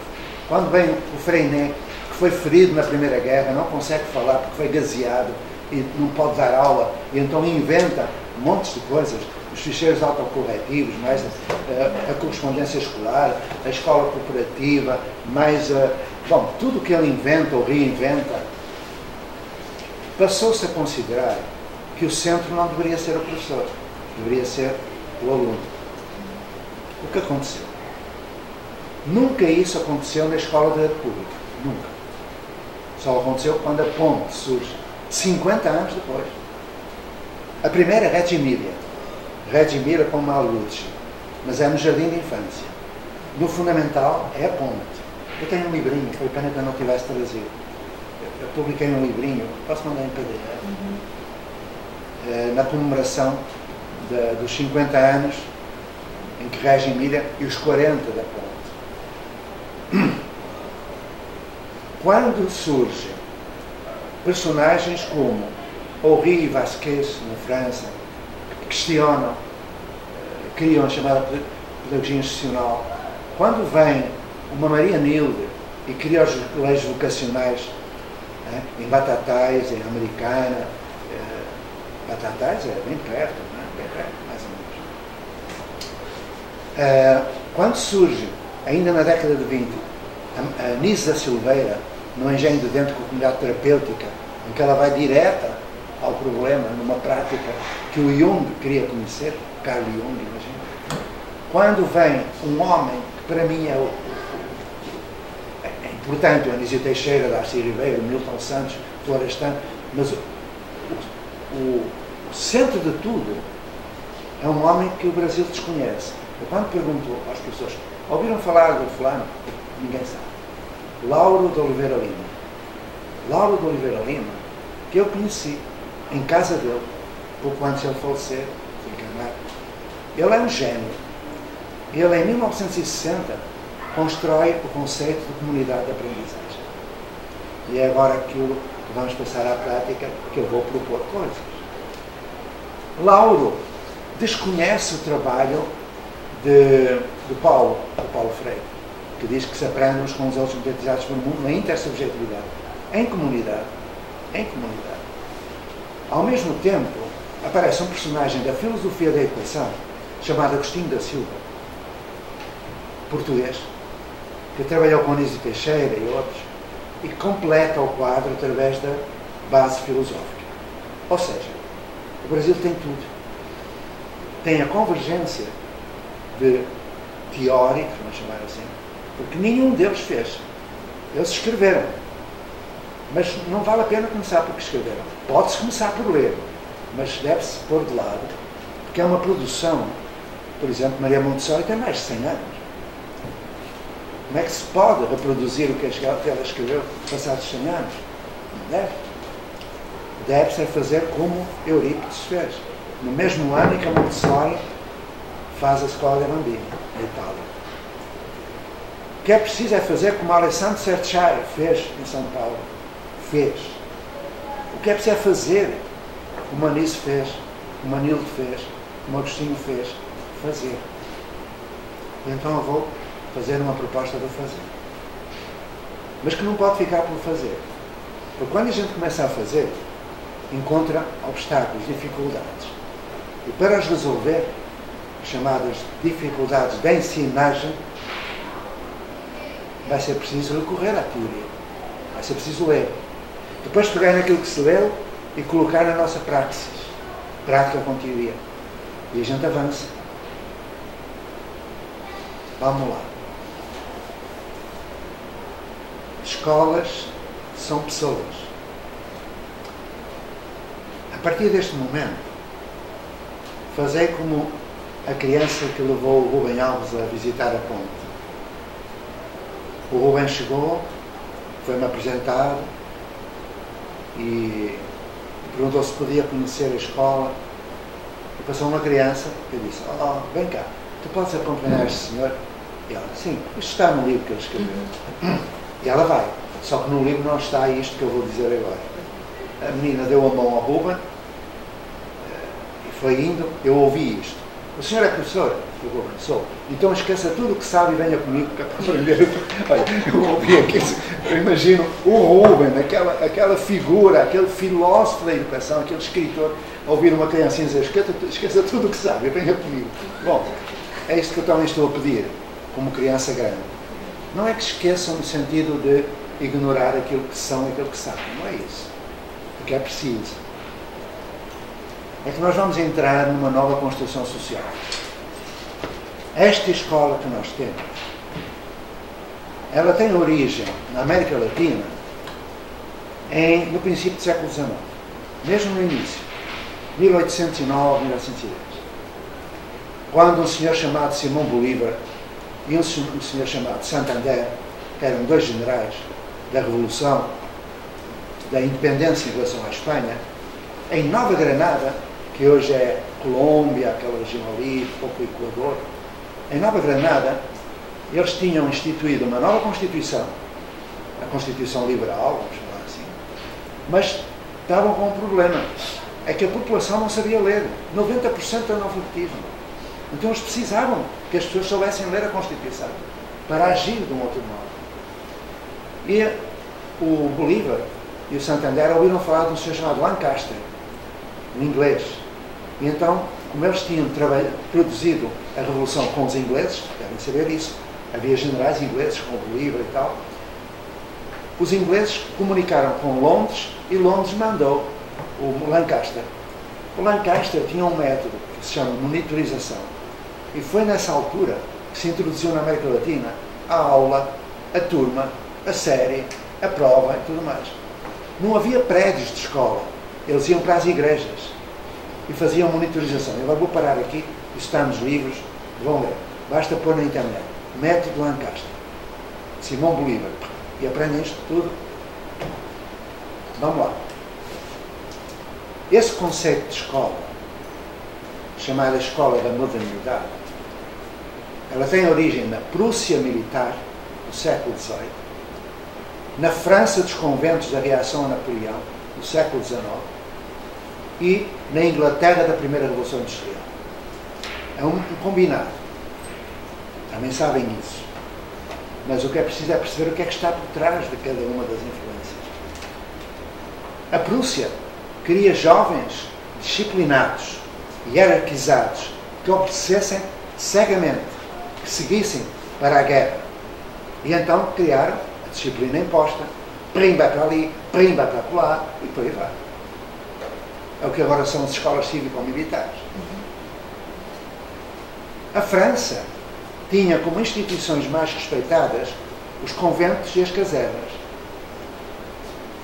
A Inglaterra tinha a usina. Cadência única de tempo, padronização, 50 minutos, prim, outros 50 minutos para, segmentação cartesiana, produção em série. Série. Grade curricular. Carga horária. Deixa-me dizer, carga é coisa de género, Ainda hoje, carga horária, tudo mais. As palavras produzem e reproduzem cultura. Então, vamos entrar noutra escola, tá bom? Vamos entrar na escola e não educar. Eu descobri isso quando vim para o Brasil. Curioso, não é? Eu sou anticabralista. Eu cheguei ao Brasil vaidoso, de 30 anos na escola que era a referência no mundo. Quando eu mergulho no chão de escola, eu entendo que a ponte é um fóssil. E que é aqui que está o futuro da educação. É aqui. Só que seria necessário uma nova teoria. A partir de quê? De uma praxis. Porque Maria Montessori nunca foi professora, John Dewey também não, Claparède também não, De Crowley também não. Ninguém foi professor. Por isso é que, não fazendo pedagogia, eu digo graças a Deus que não fez pedagogia, eles conseguiram intuir. Mas só nas escolas particulares aconteceu. As escolas montessorianas têm todo material Montessori, mas têm aula, mas têm turma. Têm o sábado do século XIX. Não conseguiram desenvencilhar-se. Waldorf tem euritmia, mas tem aula, tem turma. Coisa que o Steiner nunca propôs. Então seria necessária uma nova organização social da aprendizagem.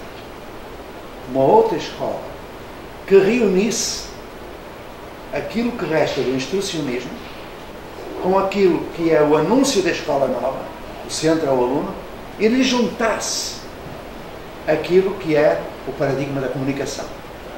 Ou seja, religião, religar a educação familiar, social, escolar, religar a educação informal com a formal, a educação ambiental com a educação para a saúde, a educação do campo com a educação... Tudo é educação.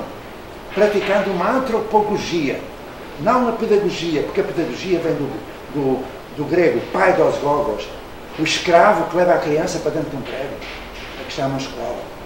Eu trabalho em antropogogia, sem prescindir da pedagogia. Antropos, o ser humano. Quando eu ditei um currículo resumido no Sebrae, eu falei que eu era um antropogogo. E eles escreveram um antropólogo. Pronto. Depois agora tenho que andar sempre a dizer, eu não sou antropólogo, sou um antropogogo. Pronto, adiante. Então vai a proposta. Este é um momento solene. Se prepare, porque, como diria os generais Médici, ame ou deixe. Não há meio termo. Só que nós temos que partir daquilo que somos, daquilo que sabemos. E aquilo que somos e sabemos está radicado no institucionalismo. Então é um trabalho de transcendência. É um trabalho de reelaboração cultural. Violento. Sobretudo para os mais jovens. Curioso. Ainda ontem, acho que foi ontem, que me disseram, havia uma professora com 60 anos. Assim, mais fácil. É mais fácil. Porque o idoso está muito mais próximo da criança. Muito mais. Por isso é que os avós estragam os netos. Pronto. Então, estragam no sentido de que compõem tudo aquilo que os pais querem fazer deles. Porque é outra geração que se encontra, que está perto de voltar à origem. Digo-vos que é saboroso ser idoso. Eu não queria sair desta idade. É a idade em que se sofre mais e onde mais alegrias a gente tem. Está tudo ligado. Tudo. E onde a gente percebe que não tem maturidade nenhuma. Que andou a sua vida a fazer besteira.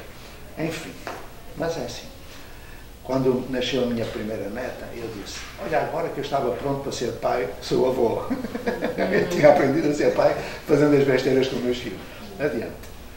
Vocês não fazem besteira. Eu tenho observado uma relação bem bonita. E eu não sou puxa-saco.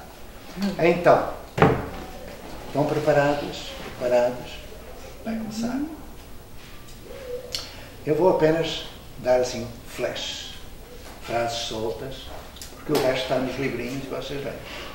Mas só podem ler se fizerem. Eu vou propor uma praxis. Estou cansado deste teórico, blá blá blá blá blá blá blá, e no AC, no sábado eu vou puxar as orelhas, porque não vou dizer qual é o núcleo, mas há um núcleo que é só blá blá blá blá blá blá, e eu digo, ai vai, meu Deus, vou chamar a atenção, não é? Adiante. O AC é o aprender em comunidade, que tem formadora, enfim, desta qualidade. Escolas são pessoas. Estas 3 palavras vão mudar o rumo da educação. Vou repetir. Escolas são pessoas. Segunda frase. As pessoas são os seus valores. As pessoas são os seus valores. Estou a falar de axioma. Quando eu digo que escolas são pessoas, é a partir daí o que nós podemos conversar. Porque escolas não são prédios e tal, por aí vai. Quando os valores são transformados em princípios de ação, porque o valor em si fica ali, a pessoa é conduzida por valores, tá, mas e depois? Tem uma visão de mundo diferente e depois? Depois tem que haver princípios. Agora um parênteses. Como foi que eu descobri isso? Há 45 anos, por 3 razões, eu levei as minhas 2 colegas, professoras, a pôr num papel os 10 valores que comandavam as suas vidas. Eu pus, a Maria José pôs e a Maria Luísa pôs. Porquê? Nós os 3 agíamos por amor à infância. Agíamos com coragem para mudar, mas também por intuição. A intuição, porque nós nem conhecíamos a obra do Piaget, nem do Vallon, nem do Pierron, ainda não tinham nascido, já tinham morrido, não é? Então, nós éramos professores como os outros. E um dia passou-me assim pela cabeça e disse, olha, põe aí os 10 valores. Juntámos os 3 papéis e fomos verificar se haveria algum valor que estivesse nos 3 papéis. Porque eram esses que nos juntavam. Havia 3. Autonomia, responsabilidade, solidariedade. Havia outros. Por exemplo, o meu, paz, verdade, tudo isso. Mas amor estava também em 2. Mas no 3º já não sei o que era que nós não consideramos. Mas o amor é em tudo. O amor é base, é o valor fundamental. Nem precisa ser enunciado. Nesse dia nós fizemos o nosso PPP. E como foi um PPP pequenino, eu vou ditar o PPP. PPP tinha 2 parágrafos. Era uma folha. Pusemos papel químico para passar um para o outro, ficámos com 3. Eu tenho a minha cópia, que era a última. Já nem se percebe nada, que as letras, ao fim de 40 anos, 45, estão todas a... Enfim, já não se percebe, mas eu lembro-me. Nosso PPP de 1976. Os valores que comandam as nossas vidas são 2 pontos. Solidariedade, autonomia, responsabilidade. Segundo parágrafo. Tudo o que fizermos a partir de agora será em função destes valores. Ponto final. Acabou. Fizemos uma carta de princípios. Primeiro princípio. Todos podem aprender. Esse foi radical. Todos podem aprender. Porquê é que não aprendiam? E aí levou-nos para o estudo. Porquê é que não aprendes? Agora, voltando outra vez à proposta.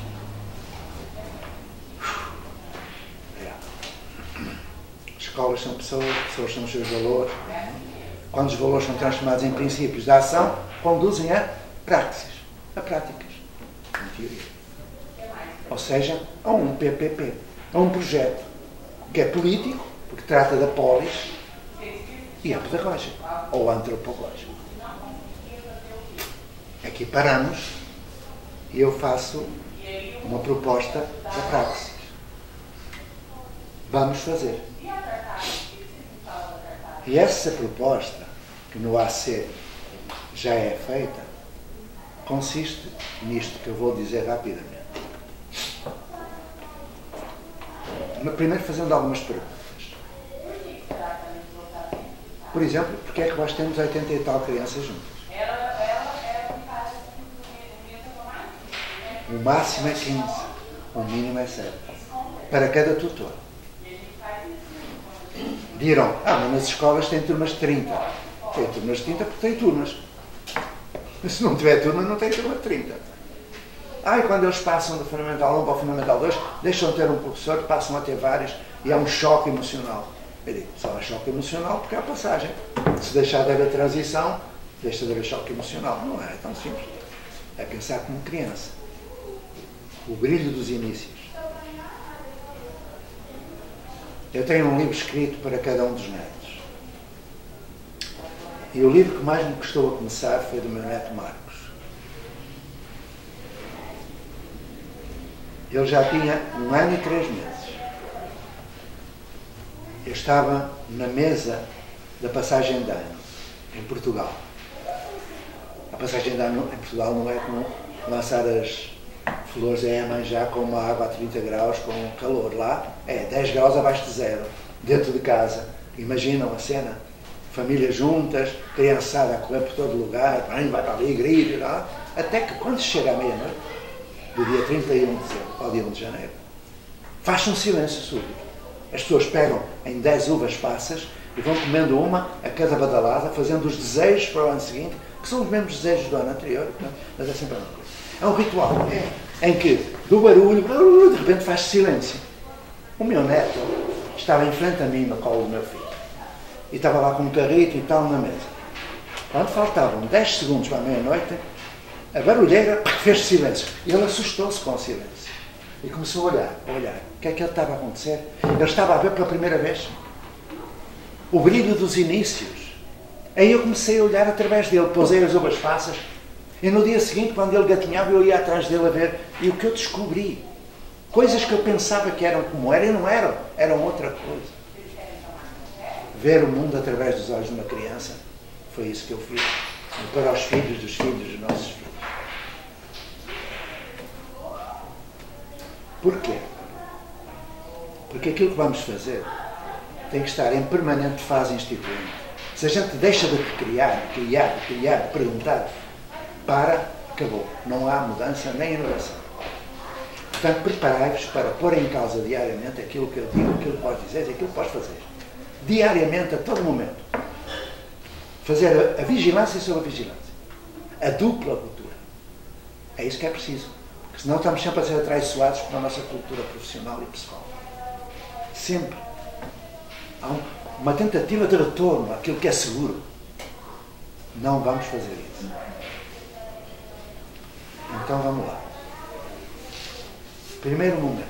A sequência pode ser alterada, mas o primeiro momento é pegar desta boa gente, nos 80 e tal que vêm das escolas, e criar um núcleo de projeto.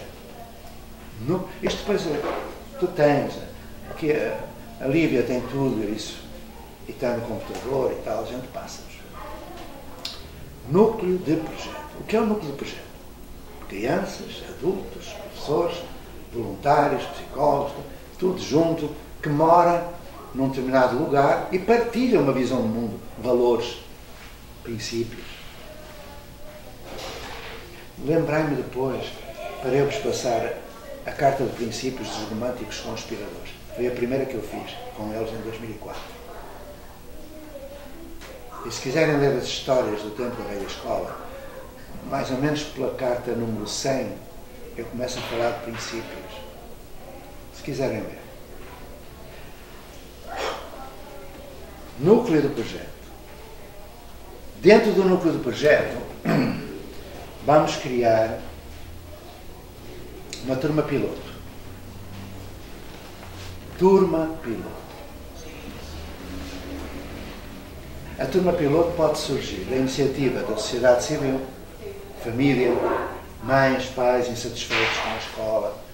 Pode partir de um professor dentro de uma escola. Pode partir de algo como aqui existe, que propõe à escola. É fazer o cavalo de Troia, que entre no prédio e acabe com as aulas, com as turmas, com as séries. Só que a escola não muda toda ao mesmo tempo. Muda quem toma consciência da necessidade de mudar, quem assume um compromisso ético de mudar, porque é disso que se trata, respeitando quem não quer mudar. Na Escola da Ponta éramos 49 professores, só 3 mudaram. Ao fim de 8 anos estávamos 49. Porque nós respeitamos quem não quis mudar. Continuaram a dar as suas aulas e que Deus lhes perdoasse, mas eles continuaram. Pensando que dando aula ensinavam. Nós não. Nós fomos mudar. Então, turma piloto. Às quartas-feiras, às 17 horas, até ao dia 15 de dezembro, realizam-se encontros de turma piloto em via Zoom. Quem quiser depois, através da Lívia, pode mandar um e-mail para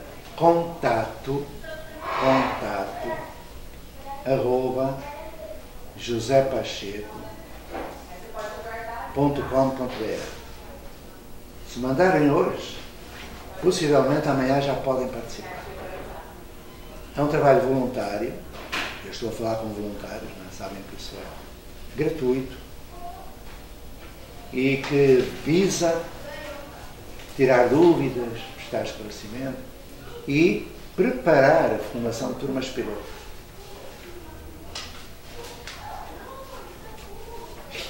Eu gostaria que fossem fazendo perguntas, porque é muito chato estar a ouvir um português com uma voz monocórdica e qualquer dia, daqui a pouco alguém está a cochilar e é muito chato. Adormece. Quando eu era, já ontem falei, quando o meu filho André era pequenino, dava-lhe a papa, fazia-o arrotar, mudava-lhe a fralda, deitava e só começava André e tal. Quando eu dizia o nome dele, já estava a dormir, porque a minha voz é tão monocórdica que é boa. Eu, se não fosse professor, eu seria babysitter, assim que adormeceria imediatamente o bebê só com a voz. Estou brincando, mas é verdade, eu tenho uma voz monocórdica, sempre no mesmo tom. Adiante. Mas agora não, agora de vez em quando eu exalto, falo assim, aí gesticulo, fico bravo e tal. Aponta o dedo. Não é? Já viste? Aponto o dedo autoritário e tal. Sim.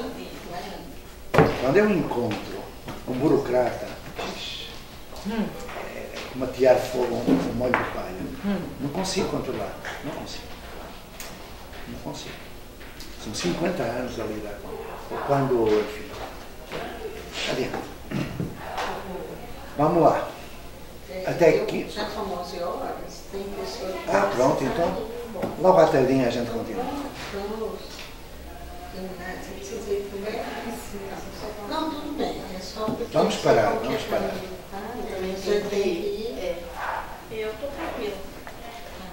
Então, vocês querem falar alguma coisa? Vocês saíram, perguntar? Antes de sair, eu quero uma É a coisa. turma Ele que- falou ontem e eu não consegui ouvir, eu já gravei duas vezes. Porque a tarde a turma é de artes, né? Então, assim, são outras pessoas. São outras pessoas. Aí, a gente, se vocês quiserem aproveitar, gente, depois a gente vai se falando. Não, olha, O tempo é curto, não pode precisa. fazer tanta coisa, né? Logo à tarde eu posso continuar e os da tarde e os da manhã comunicam, trocam figurinha. Tudo bem, Sem problema. pode ser. Então sim.